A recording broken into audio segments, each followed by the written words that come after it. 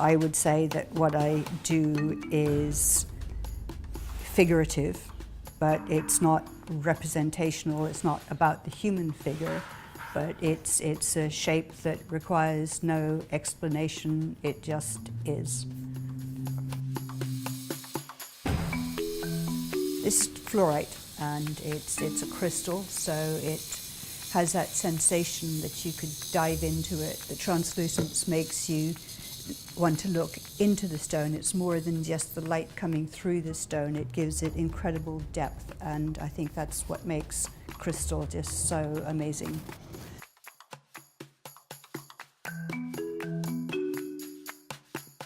A lot of these stones that I use are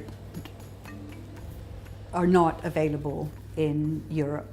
I've discovered a source in the USA, and it works much better. Instead of shipping the huge blobs of stone from there to here to make them, because I like to go to Colorado in the summer anyway. I go and work out in the open in an aspen glade and rough out, take as much stone off each piece, get it to a point where it's shippable, not too fragile, that balance between reducing the weight and keeping it intact, also not at a stage where the important decisions are still to be made on it. Then I ship them back here and finish them in a much more leisurely fashion.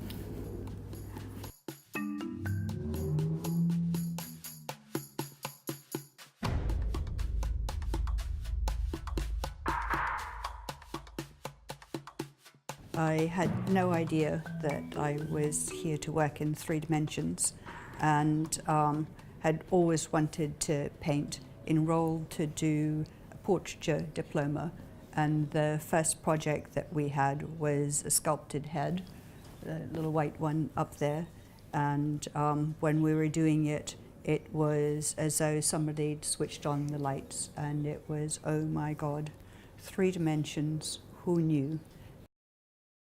At the beginning, when I was still working in pretty ordinary stones, limestones, that kind of thing, it was engaging because I could see that it was making my work much stronger in the design sense. And then when I discovered these beautiful translucent stones, it became then an obsession. If you keep stepping back, keep redrawing, making sure that all the dots connect, then you're less likely to discover that you painted yourself into a corner. So I keep drawing on the stone. But then it's a really good thing to stop, take stock, finish it much more slowly in a much more considered way. It's what I do in London. Certainly inhale more than my fair share, but no job is perfect. There's a dusty bit of this job, and that's the not good bit. But you know, when you get to this and you look into the dust, just doesn't even matter anymore because it's so perfect. How lucky am I? When I was working outside there, I was using the blade. I was still removing stone, even though I was pretty well skimming it off. By the time I get to this, it's just polishing. More and more, it looks like really turbulent cold water.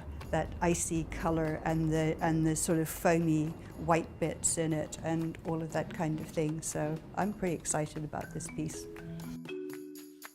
They're all my babies, and I love it that I know where the vast majority of my sculptures have ended up, because there's no question I still do feel an attachment to them, but by the time I'm finished, I'm usually ready to move on to the next. And I love it that somebody's chosen to buy that, and that it's somewhere nice where somebody's appreciating it.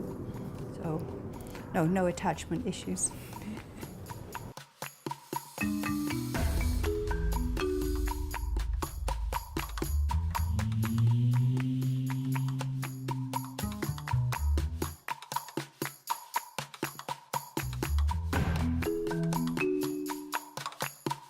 you.